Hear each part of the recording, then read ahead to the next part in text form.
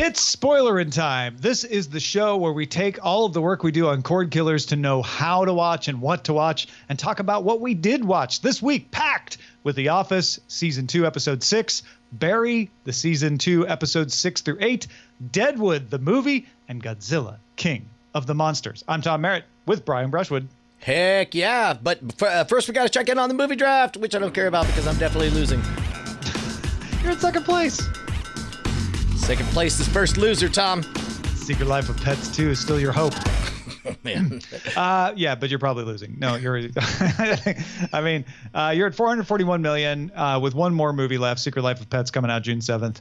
Team Frog Pants still in front with their 839 million, which is probably about where they'll end up. Maybe 840, something like that. Team John Trekker still has two movies left. They're in third, 426 million. Toy Story 4 coming out June 21st, and It Chapter 2 coming out September 6th.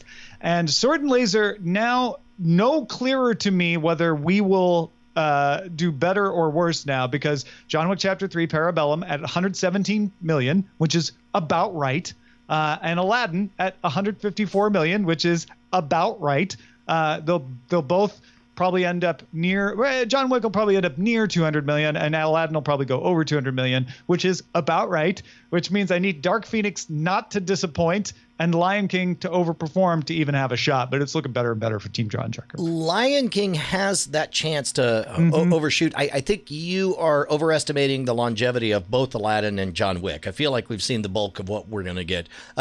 Did you happen to see Aladdin? Yeah, I did. And it was fun. Yeah. I think it'll end up getting over 200 million in the course of its remaining run. I do, but I don't see John Wick making it to 200 million. Oh no, I said near 200 million. Yeah, meaning probably more like above 150 total.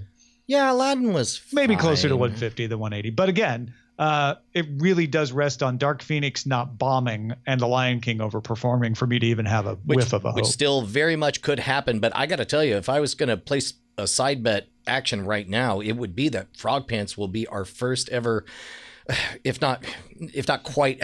I think the most likely scenario is that Frog Pants wins, and it's because of Longshot. I think that would be amazing. I think that's going to be exactly how it goes down. I mean, basically, Toy Story 4 and It Chapter 2 have to combine for less than 425 million for that to happen. I feel like that could happen. It's not terribly likely. Mm-hmm.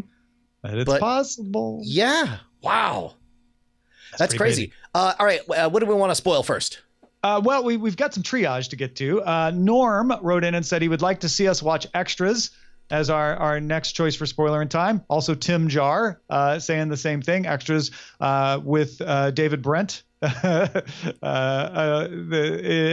not actually David Brent, but same actor. And it's on Netflix. And Tim Jar is a little leery about Larry Sanders, even though he's heard it's excellent. So people pretty much vibing with you, Brian. Do we want to just nail it down and make Extras the successor to The Office once we're done with the next couple of Office? Yeah, Christmas specials? I think we're still committed to Larry Sanders. Look, Larry Sanders is our vegetables. We may not have told people about Larry Sanders. Do you want to lay out? Yeah, so our plan was to finish up the UK Office, and then our library watch would be the Larry Sanders Show, which is widely regaled as one of the most foundational, important comedies of the late 90s. Those vegetables, they're going to be great, and we're going to eat double helpings of them, 2 episodes per week, because there's a lot of episodes there. But as we leave The Office UK, I found out that Tom had never seen Extras, so if we're just going to take a brief sojourn over to these mashed potatoes. They're covered in butter, they're tasty, good mashed potatoes, and then for reals, we're going to eat those vegetables in the... I don't consider Larry Sanders vegetables. I mean, look... Hey man, I don't know. I haven't tried. Are vegetables. Yeah, but they're covered in butter and all that stuff. You can cover your broccoli in butter too. Okay. Yeah. All right, but that's the plan. Also got a couple of reactions to Game of Thrones. So brief spoiler on Game of Thrones if there's anybody left who cares who hasn't watched it.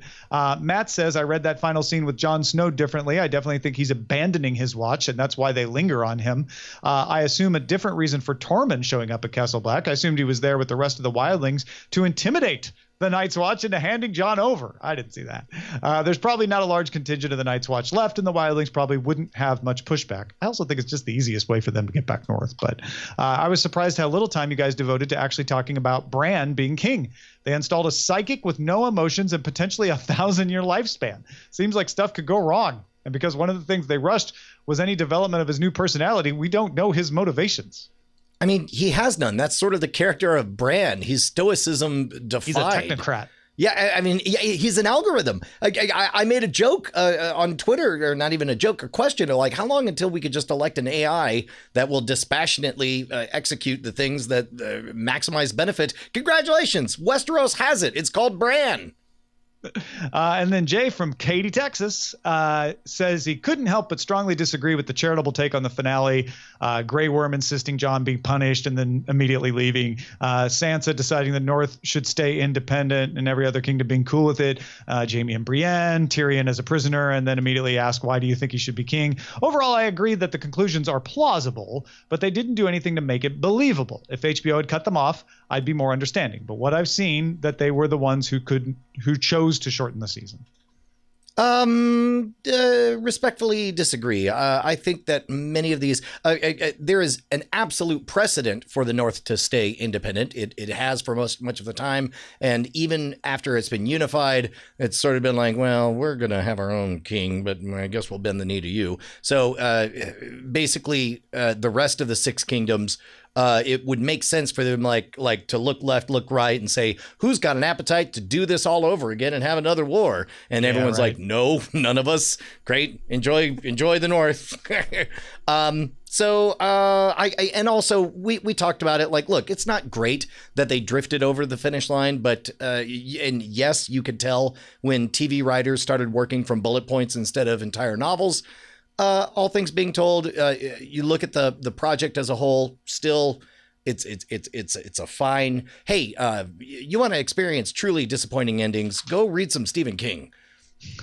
And I would highly recommend you watch the documentary on the making of Game of Thrones, because if nothing else, it gives you appreciation for just how hard those people worked to make this season even happen. And you barely see Benioff and Weiss at all. They focus on the producers on the ground, the location manager, the head of snow gets a lot of time. Like there's a position just to manage putting snow places. So it's really good as far as being able to see behind the scenes. All right, let's talk about Godzilla, King of the Monsters, Brian. Yeah, so I made a tweet that I think a lot of people misinterpreted. What I tweeted was, if you're one of the millions of people who wrote even one unkind word about the finale of Game of Thrones, I hereby sentence you to sit through all of Godzilla, King of the Monsters. And what I meant by that was, there was this vague sentiment that people who were watching Game of Thrones were entitled to better dialogue and better storytelling than they got, and with undercurrents of it kind of becomes a monster movie at the end. And I was like, dudes, you get to be in one of two camps. You could be in a camp that tells me Godzilla, King of the Monsters is great because it's not supposed to be clever or have depth or anything. It's supposed to deliver on crazy monsters. Or you could be somebody who says, I loved the nuance and the storytelling of Game of Thrones, but felt like it really devolved at the end. But you don't get to be both. So I reset your calibrators. Like, watching Godzilla, King of the Monsters made me realize what a gift we had in the finale of Game of Thrones. Because this movie, Tom, it was boring. It started. I'm gonna try to be direct about this. It started at 11 on all of the monsters, and they stayed at 11 on all of the monsters until the very end. There are no character arcs. Any character traits are announced with one-line dialogue. Hello, my concern is I'm a geologist. I love effing rocks. That kind of stuff. This could be a feature or a bug, depending on the lens with which you view this movie. And as somebody who dug the previous Godzilla, because when I felt something when Walter White died. I felt something when the tsunami rolled in so soon after the Fukushima event. I felt like those were real human beings dying. This show goes out of its way to dehumanize humans and to make you feel like there's no penalty for for literally the millions of 9/11s happening all over the planet. And as a result, you could get away with that if you make me feel for the monsters, which they also didn't do. So ultimately, I was left not feeling anything for the humans and not feeling anything for the monsters. I cannot disagree with anything Brian has said. And I made a tweet that said Godzilla King of the Monsters was great, which Jeff Kanata responded, I don't even know you anymore, man. Because it has a story that is akin to a piece of Scotch tape keeping your ripped up notebook together. Its characters are the pages in that notebook. In other words, they are paper flat. There's a little bit of depth given here and there. And you get some nice funny quips, especially from the guy from the West Wing. But this is a movie about monsters. And especially your point about it starts at 11 and it stays at 11 is what I enjoyed. It is not a movie for someone who wants characters and plot.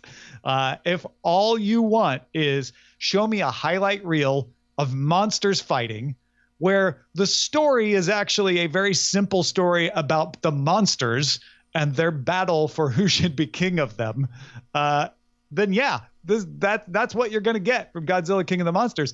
And it was funny. Like my rating system for movies is based on the natural word that just comes to mind unbidden at the end of a movie. And I'm watching this movie like, well, that doesn't make any sense. There was no indication that she would flip and become this. And why is Coach Taylor suddenly defending Godzilla when we had at least, a couple of moments to to show us that he hates him? Like that didn't make any sense. And why is he flashing his lights at the station when the station's like, oh, I don't think he means for us. Well, then who does he mean them for?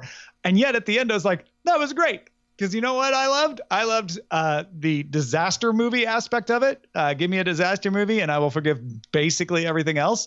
And I loved the fighting monsters in it. And I really enjoyed seeing Godzilla and Ghidorah square off and destroy Boston. And that doesn't mean I hate Boston. I just enjoyed watching it. So I can't disagree with anything Brian's saying, but I just had a different experience.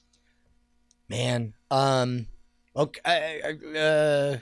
Wow. All right. I'm thinking of ways that they could have done pretty much the exact same thing they did, but made me really more vested because they almost set up. No, you know what? I actually anticipated this. Like you could have made this movie with a good story and deep characters, and then it would have been an even better movie. Yes. Well, and they got close to doing something interesting where they indicated that the Titans, the Earth really belongs to the Titans, and we are merely ants. And the Titans are awakening. We can't do much to affect that stuff. I would have loved. It seems to me like what you do at that point is you imbue cultural characteristics, and maybe I don't know if maybe this would come across as racist or something, but like imbue cultural characteristics into each of the Guardians. It started to feel a little bit like Dark Tower's Guardians of the Beams and stuff, and that started to feel awesome. And it's like I wanted to feel like in this battle royale tournament, like we figure out this one guy is an alien. Therefore, we all could get behind kicking his ass, right? But in the meantime, we got to watch Thailand fight with Australia. We got to watch Chechnya beat up Iceland,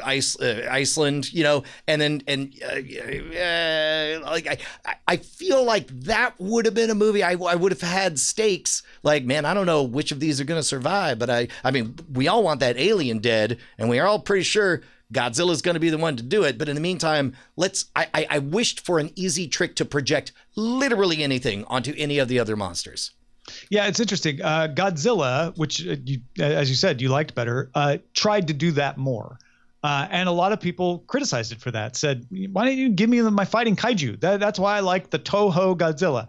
Toho Godzilla doesn't have deep characters. They have singing twin fairies that sing to Mothra and a bunch of monsters that fight. And that's what I love. And so they gave that movie this time. Kong Skull Island is arguably almost entirely about humans and their interactions with Kong. So it'll be interesting to see what Godzilla versus Kong 2021, where on this spectrum they land. Yeah, that's a good way to put it, because I felt like the first one, yes, a lot of humans, and Kong Skull Island, all humans, but also Kong is treated like a force of nature. That might as well be a tornado movie, right? So now the problem is we still haven't had enough character projected onto the monsters for me to feel like I'm watching anything other than a blender, swirl stuff around, and then that water mashes up against another blender's swirling water. It's like, I don't really care. There is a lot of noise and turbulence, but that's it. But you blended Boston, Ryan. Well, sure. Well, then give me an old coot who said like, this town I was you asked me, we should tear it down, and then you get to see it and you just see a big grinning face with him holding a Bud Light. I mean, hey man, I like 2012 too. So what you take that as read. I did not see 2012. You would not have liked it. Yeah. All right. Shall we take a perambulation of our imagination into the Deadwood movie? Oh boy, yes. And which order do we go in? Because Bryce was very kind to engage in an experiment. Yeah. Maybe that's best. So I've been hearing you guys talk about Deadwood. I've heard the names. I don't know any of the story. What was it like? I think overall it was fine. It was maybe a little long, and there are just some parts that just don't land. So I've never seen Deadwood, but I watched the movie, and I think the big things that just don't land are the wedding really doesn't carry too much weight. Though I think the blonde woman's character is good. I think she has a lot of a good strong relationship between the senator, or the state senator, and Al. Al's relationship to the blonde woman was good, but everything else about him really had no standalone stuff. It's just kind of a sickly old man, which is an interesting arc as a part of a story, but then that also sidelines him through most of the story. He's just kind of in bed about half the time he's on screen. And then I thought the ending with putting the senator in prison felt like not what they were trying to set up. It really felt like, we're going to do it. We're all going to team up, and the whole town's going to come together, and we're all going to hog tie him up and do some Western justice. And then they throw him in a prison cell, and that's done. So this is obviously how it's going to be. There's obviously going to be stuff about the TV show that I'm not going to get, or just, needs all the stuff. Especially after hearing your reaction to the movie, Brian. But I thought it was fine. I feel like you could cut out a significant portion of that movie and make it a good standalone film, honestly. Interesting. So that was my uneducated Deadwood take. It did feel like a series finale movie to me. Yeah, I mean a big wedding at the end. Yeah.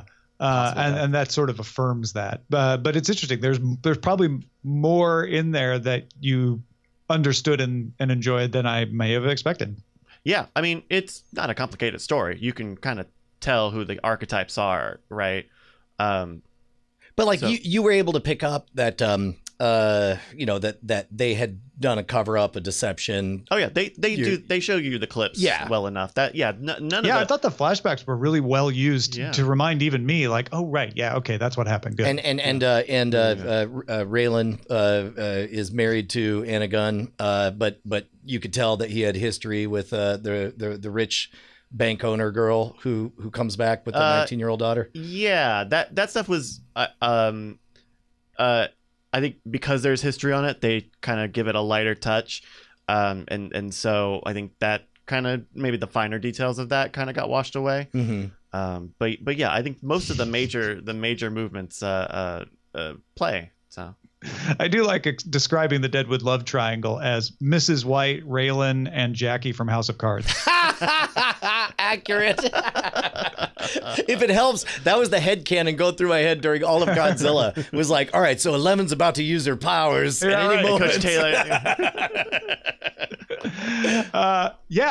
I thought they did a great job of aging the actors more than we would expect them to be aged in 10 years, which seems right for the 1880s. People aged faster. Well, and they didn't color their hair. These are all actors who were, maybe in their early 40s playing their early 30s, but now they're in their early 50s and just go ahead and no color anything, just let everything. Well, Timothy Oliphant, if you saw him in Santa Clarita Diet, he's got some gray hair, but he looks a lot better than Seth Bullock did in Deadwood. Like Seth looked 80 to me. He looked real old, and obviously Al Swearingen. We've all seen Ian McShane and other things, and Al, as you might expect, life has not been kind to Al's health. In fact, Doc even seemed way older than I would have expected. Super old. It was so fun to see Doc, having found out that we had been spending time with his daughter in Dirk Gently. Bart is the actor's daughter, and I saw the resemblance in a way that I didn't see before. I enjoyed that. Generally, I found the story somewhat unremarkable. And I agree that the ending felt not easy, but not the revelation I might have expected. Throwing the senator in jail. He doesn't die. A lot of these characters are real, and so he doesn't die in real life. Like, why would he die here? But it was a great underlining. It was a great period to the Deadwood period piece. I enjoyed that they opened with Calamity Jane. Everybody got a moment to sort of let us know where their story had gone and where it was going. And there were stakes with Charlie Utter being, believably murdered by George Hurst, which is what you expect George Hurst to do. Yeah, it was powerful to me. I'm really, really happy that I only gave Deadwood the full treatment just before watching this, and being at that place now. I don't know. I was very overwhelmed emotionally, and I can never tell. I can never tell if I'm constantly crying because I'm a dad, or because I'm in my mid 40s, or because I'm realizing that everything has an end, or if I'm crying because the thing ever existed to begin with. But like, I really felt it in this, and a wedding is as good an excuse as any to remind everybody that that the tragedy of the human condition is that we live it. I mean, it was great. I liked it a lot. I mean, this is an emotional, character-driven movie for sure. Yeah, and it really is powerful, like you say, in that respect. What struck me watching this, because it takes place 10 years after the events of the original series. My grandfather was 7 years old at the time this movie was set. Whoa. Wow. Yeah. Wow. He didn't live in Deadwood, of course. He lived in Illinois, but yeah. There was a couple of moments that I noticed is I was surprised that they gave even one speaking line to the Principal Rooney dude. Oh, when he did the auction? Yeah. Yeah.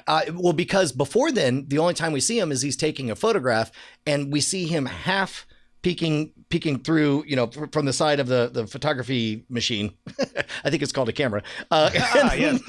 That is what the device has been named. Well, and I must have spent like 30 seconds going back and re-going frame by frame, pretty convinced that they had gotten another actor and used prosthetics to imply it's him. For those who don't know, the actor who played Principal Rooney got picked up on child pornography charges, not for creating, but for having some kiddie porn or whatever. So there's a question of like, well, just how toxic to a career is that? So when I saw that moment of him peeking out, I thought, okay, that's the only hint we'll get of him. But then he shows up and has speaking lines, which of course in Hollywood crazy land means that it changes his participation in the revenues for the show and all that stuff, is weirdly some form of implicit support for rehabilitation for him or whatever. And we've seen similar stories to this, like when Paul Rubens was caught masturbating in a theater or whatever. I don't know. The story of Hollywood rehabilitations is really fascinating to me, and I thought it was interesting that they obviously he's not a pivotal character in this the way he was in the show before the incident, but the fact that they full on gave him speaking lines, I found interesting. Yeah, I mean, I don't think they missed any significant character getting an appearance at some point, including Canned Peaches. Yes. Oh man, Jewel as an old lady, just not having any of Al Swearengen's crap anymore is just the sweetest thing. Like Jewel saying, like, let me rub your mutual feet. respect of him not wanting to take her crap anymore either. Oh my God. To show that he has, got respect for her. The whole like the whole cast are all one big old married couple, and I think that's what just really I found so charming and strange. And the bequeathment when he's just like, hey, I'm giving you the gem, and he goes, you don't have to run women, just make it a dance hall for all I care. It's like that to me was such a powerful statement, because I'm sure it spent time as a dance hall before whatever it is now. It just made it all real, and it was lovely. It was lovely. Yeah, I still someday want to go to Deadwood and visit. Let's go. Let's go. Let's. I want to make that happen. Pick a I date, think that man. would be fantastic. Yeah. All right, let's quickly talk about Barry, the season finale that Brian and I both had to double check to make sure we saw. But yes, we did, because it doesn't wrap up much. You see Barry go on a killing spree at the monastery, and you see Henry Winkler's character sort of remember what Fuchs whispered to him in his grief. And now we're set up for the next season to be the implications of that, I guess. Yeah, they did it in such a way, because originally Fuchs just whispered, and we, the audience, don't get to know what he said. And it's very clear that Henry Winkler's in a fugue state, basically. But then this is that moment that he remembers it, and when he remembers fugue state, when he remembers it, what he remembers is saying, like, basically, Barry Berkman did this. And there's enough mushiness to all of that I suspect the next season will have a scene. Either A, they're going to play it like Henry Winkler knows for sure, but I feel like it's more likely he's going to say, I could have sworn he said Barry Berkman did this. And I was thinking, why would you do this, Barry? Like, why? And then it becomes a discussion. I think it's going to be something like that, where he's going to be like, could he have? And he will swing from believing it to not believing it and back, like, because he won't want to believe it, but he knows Barry's history, right? Yeah. And because you definitely murdered a man and got away with it. Right. Yeah. He's done it before, but he wouldn't, but could he? But he could have, Yeah. I think that's going to be an element, at least of the first few episodes of next season. Also, during this arc, we had the whole blowing out of proportion, what was supposed to be a small class project of everybody telling their darkest moments gets blown into a giant full showcase for a bunch of Hollywood types. And Barry's girlfriend goes completely off script and says a bunch of just rando things that totally undercut the thing that made it special to begin with. And then, much to her horror, it turns out that that's what everybody liked. And she knows it's a lie. Like, in a moment of weakness, she totally lies and subverts the truth, which had previously yielded so much. And so it feels to me like she's going to start getting roles left and right, and they're all going to be roles that she hates because they're all based on a foundation of lies. Makes perfect sense. BioCow points out that Barry's first kill in season 2 comes in that season finale, that he doesn't actually kill anyone throughout this season. Oh, that's right, because the police killed the Taekwondo. karate guy. Yeah. Okay. Wow. The Taekwondo. Yeah. Yeah.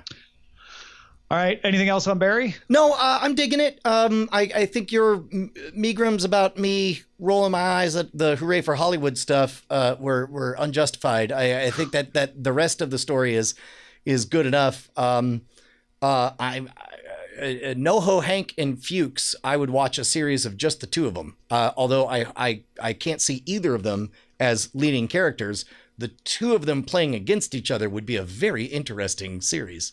Yeah, I 100% agree. I mean, Stephen Root could read the phone book, as they say. And NoHo Hank, pretty sure I see him in NoHo every once in a while. It's a committed look he has. Yeah. No, it's an interesting thing where I feel like what they're doing is saying Burmese, but really we mean another country. Chechnya, but really we mean another country, because they don't want to step on the toes of the people actually from those groups. Oh, that's interesting. Wait, they say Bolivians, I think. Oh, there's Bolivians. Yeah. It's Yeah. Bolivians, not Colombians. It's Chechnyans, not Armenians. Right. I'm not quite sure who they mean by Burmese, but could be a number of different Southeast Asian. That is wild. Like when you get a script written, I'll bet that there's somebody's job to, it's just like, hey, change the MacGuffin names to whatever will cause us the least amount of trouble. And then they immediately kick back like, how about all made up names? And they're like, no, we're not doing this again, Too Joe. far. Yeah. Yeah. All right, let's talk about the season ender. Yeah, in some respects, the series ender, although there are 2 Christmas specials left to watch, which are considered season 3, where David Brent gets the heave-ho, and in David Brent style, goes around expecting the people to be sad, even though there's no way they wouldn't. And then his dreams are crushed when the speaking agency decides that they do not wish to use him anymore. I find it a little odd that they would visit him in person to tell him that felt for the story. That felt a bit on the nose, but not only for them to visit, but for them to visit while he's in the middle of an interview for Paper Quarterly or whatever. Yeah. Although having Olivia Colman as the interviewer kind of was entertaining anyway. Oh, I didn't recognize her. Yeah, it's a very young Olivia Colman, probably one of her earlier roles, I imagine. Cool. So I did appreciate that moment. We saw our protagonist hit rock bottom where he just strips everything away and he's like, please don't fire me. Please don't fire me. Just say it's not permanent. Please just whatever, I'll fly right. I'll do whatever. And so, did they give a response to that? They left it just sort of dangling there at the end, right? I mean, the implication is he's done. And if you've read the plot summary for the Christmas specials, you know for sure he's done. But I guess they never really put an underline on it. But his 2 superiors never back down. They're like, no, you're gone. So like, we're not that seems like the way you would write an ending if you think there's a possibility of a season 3, but you know that likely this is the end. So you're right. And then you want to leave a trap door. Right. Yeah. And then you end up with a compromise thing where it's like, well, we could do a Christmas special. And you're like, oh yeah, we'll make it, the cast will all be there and we'll just say he's out. Well, especially with Dawn headed off to Florida too. That's the other thing that's definitive. Like she's out. She and her boyfriend she doesn't love are headed to Florida to build a new life together. Yeah, although her boyfriend surprisingly likable, and their relationship like much more likable than the U.S. version of him, I think. Yeah. Well, and he's not perfect. He does some despicable things here and there, but he's not the constant like, yeah, you shouldn't be with that guy obviousness of the U.S. one. Right, and weirdly, it's like. Dawn's lack of commitment to being infatuated with Tim and her stated commitment to sticking with her current guy, who, outside of being boorish, is kind of a stand-up and protective guy, leaves me emotionally in a very mushy middle as far as like, I hope I'm not being like misogynist when I say like, I think Dawn's the bad one in all of this because Tim's being honest to the best of his ability and her boyfriend's being honest to the best of his ability. I don't know that Dawn's being bad. It was not how I would put it, but she's certainly not being brave. She's not being bold. Well, but that's also not something she's ever encouraged to do.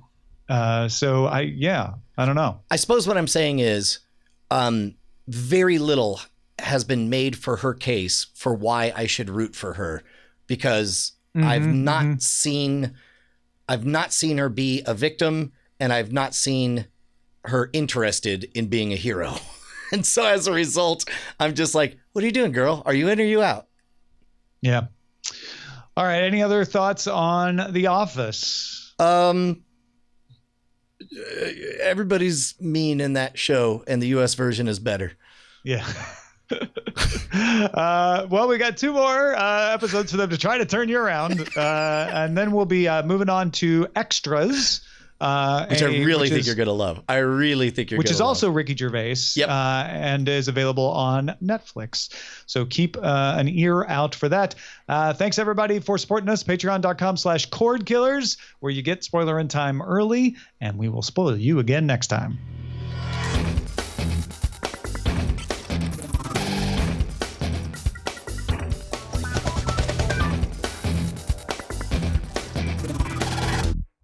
Hopes you have enjoyed this program.